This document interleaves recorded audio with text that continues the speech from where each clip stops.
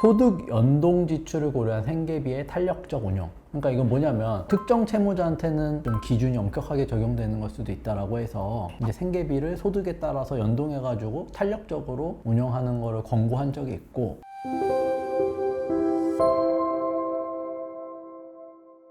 요즘 그 강남 유명 치과 두 군데가 서로 먹튀를 해서 이 뽑았는데 치과가 없어서 지금 환자들이 많은 피해를 보고 있더라고요. 이 기사 혹시 보셨어요? 네, 전달해 주셔서 봤는데 몇 년 전에도 사실 있었어요. 무슨 투명 치과라고 해가지고 그거는 이제 임플란트는 아니고 뭐 미백도 그렇고 라미네이트 그런 거였던 것 같은데, 워낙 경쟁이 치열하다 보니 주기로 이제 반복되는 거 아닌가 좀 싶기도 하고. 근데 뭐 변호사 업계도 마찬가지죠. 특히나 이제 개인회생 파산 사무실들이 이렇게 먹튀하는 경우들도 있었고, 그러니까 어느 직역이나 뭐 경쟁이 치열하고 하다 보니 저가로 해서 이제 사람들을 모집했는데, 저가로 모집을 하려다 보니 그 단가로 계속 유지가 되려면은 다음 달, 그 다음 달 계속 쭉 그런 식으로 돼야 되는데, 그거는 또 안 되고 양질의 어떤 운영 자원들을 투입을 해야 되는데 그거는 그거대로 이제 또 방치가 되어버리고, 그러니까 이러다 보니 필연적으로 터질 수밖에 없는 거 아닌가 싶습니다.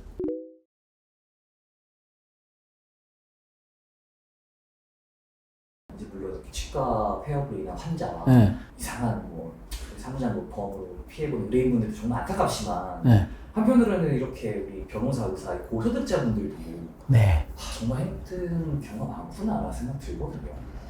많죠. 그러니까 개인회생도 그런 피해 사례들 보면은 다 그런 거예요. 그러니까 뭐 그런 사무실들 보면은 우리 사무장은 없지만 어쨌든 그 직원들이 이제 뭐 서류를 정리하고 뭐 이런 것들에서 이제 또 어느 정도의 중요한 역할들을 하기도 하잖아요. 이쪽 개인회생 파산 분야에서는. 근데 몇몇 사무실은 최장 근속한 직원이 뭐 3개월. 3개월마다 직원이 계속 바뀌나. 그러니까 제가 이제 제일 조심하라라고 하는 것들이 이제 그런 사무실들인데, 그런 사무실 걸리면 힘든 게 3개월, 뭐 4개월마다 직원들이 계속 나가고 전화도 안 되고, 전화 받아도 내 사건이 진행되고 있는지 아닌지도 모르고, 그래서 보면은 막 사무실에 맡겨서 1년 됐는데 1년 동안 접수도 안 하고 있었어. 막 그런 사무실도 있어요, 실제로 보면. 그러니까 이제 그런 게 아닌가를 체크하려면 사전에 걸러지면 제일 좋겠지만, 안 되면은 어쨌든 진행하면서도 내 사건이 어떻게 되고 있는지, 적어도 사무실에 맡겼다고 이거를 손 놓고 계신 게 아니라 스스로 대법원 나의 사건 검색 들어가서 이제 뭐 진행 상황도 체크를 해 보시고, 사건 번호 나왔는지 어쩐지 뭐 이런 것들도 한번 보시는 게 좋지 않을까.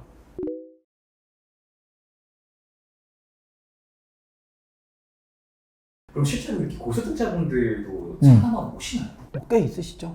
그분들 가장 고민 중에 하나가, 잠깐 뭐 이렇게 일시적으로 소득이 끊길 수 있겠지만 소득이 많다 보면 이게 월 변제할 금액도 높아질 텐데, 좀 그런 부분에 있어서는 변제금 낮추고 타산율을 조금은 높일 수 있는 방법이 있을까요? 결국에는 뭐 월 소득 자체를 낮추면 좋은데, 뭐 그거는 이제 고의로 낮추는 거가 될 테니 실질적으로 사실 그거는 불가능하다라고 보고, 생계비를 뺄 수 있으면 뭐 많이 빼는 게 하나의 방법일 수는 있겠죠. 부양가족을 넣을 수 있으면 최대한 넣고, 거기에 플러스로 이제 뭐 병원비라든지 뭐 주유비라든지 월세라든지 주거비 같은 각종 비용들을 이제 추가 생계비로 넣으면 어느 정도 이제 또 좀 빠지긴 하거든요. 이제 그런 것들에 대한 시도가 필요할 것 같고, 그리고 뭐 그게 있어요. 그러니까 이제 말씀하신 대로 고소득자니까 원래부터 200만 원 벌어던 사람하고 1000만 원 벌어던 사람하고, 기존까지는 매월 1인 생계비로 주어지는 게 법원에서 133만 원 이제 이렇게 주어졌잖아요. 근데 이제 법원에서도 이거에 대한 고려가 작년 말부터 좀 있었어요. 왜냐면은 생계비라든지 뭐 기본 생활하는 데 있어서 소득에 따라서 이제 또 지출되는 항목들이라든지 이제 소비 규모가 좀 다를 수가 있잖아요, 분명히. 그래서 작년 말에 이제 서울외생법원이 2024년도 생계비 인정 기준이라든지 이런 것들을 발표하면서 이런 내용들을 권고사항으로 발표한 적이 있어요. 뭐냐면 소득 연동 지출을 고려한 생계비의 탄력적 운용. 그러니까 이건 뭐냐면, 일률적으로 지금 133만 원이 계산된 거는 뭐냐면, 우리나라 그런 중위소득의 뭐 60%를 일괄적으로 계산해서 그러면 133만 원이다 이렇게 나온 건데, 이거는 월 500을 버는지 200을 버는지 뭐 1000을 버는지를 고려하지 않고 그냥 일률적으로 계산한 거잖아요. 그렇다 보니까 이게 좀 특정 채무자한테는 과도하게 이제 좀 기준이 엄격하게 적용되는 걸 수도 있다라고 해서 이제 생계비를 소득에 따라서 연동해가지고 탄력적으로 운영하는 거를 권고한 적이 있고, 그래서 최근에 저희가 이제 서울외생법원 진행했던 사건 중에서도 이게 뭐 실무전 준칙으로 완전히 들어온 건 아니어서 모든 재판부가 일률적으로 적용되는 건 아니지만 고소득자의 그 소득에 조금 비례해가지고 생계비를 일부 좀 높여가지고 60%가 아니라 뭐 70몇 프로, 뭐 80 이런 식으로 해가지고 올려서 했는데 이제 그게 인정돼서 통과됐던 케이스도 있긴 있거든요. 이제 그런 식으로 이제 뭐 시도해볼 수는 있다. 다만 이제 뭐 지방 여타의 법원들은 기본 인정되는 생계비도 빼려고 하는 추세이기 때문에 좀 쉽지는 않을 것 같고, 서울은 그래도 좀 워낙 열려 있기 때문에 이런 식으로 해볼 수도 있다. 뭐 이런 말씀 드리고 싶어요.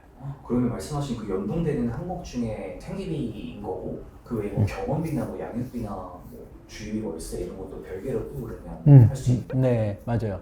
그래서 이제 법원에서 권고사항, 뭐 소득 연동 지출을 고려한 생계비의 탄력적 운용이라고 하면서 왜 이렇게 이거를 권고했냐라고 써놓은 게, 가용소득이 많은 채무자의 경우, 고소득자의 경우에는 기본 생계비를 초과하는 금액을 전액 변제 재원으로 활용하여 채권자에게 변제하는 방식으로 실무를 운영하고 있는 결과, 한계 채무자에 비해서 엄격한 잣대로 심사를 받게 되거나 인가 결정 후 고액의 변제금을 지속적으로 변제하지 못해서 폐지되는 사례가 종종 발생했다. 그러니까 사실은 200만 원 버는 사람이 133만 원 빼고 한 달에 뭐 6, 70만 원 갚는 거하고, 1000만 원 버는 사람이 133만 원 빼고 뭐 한 870만 원 갚는 거하고는 부담이 엄청나게 다르다라고 본 거거든요. 플러스 1000만 원 버는 사람은 사실 나한테 133만 원만 주어지는 거니까 근로 의욕이나 이런 부분도 저하된다는 거예요. 그래서 소득 대비 생계비가 낮고 추가 생계비가 인정되지 않는 경우가 있어서 오히려 변제 수행 가능성이 상당히 낮고, 의도적으로 수입이 낮은 직장으로 이직하거나 근로소득을 축소하여 낮은 소득으로 신고하는 경향이 있다. 그다음에 뭐 인가 결정 후 변제 단계에서도 변제 수행 의사를 쉽게 포기해서 폐지 신청서를 제출하거나 폐지되는 경우들이 많다. 그래서 뭐 이제 생계비를 좀 탄력적으로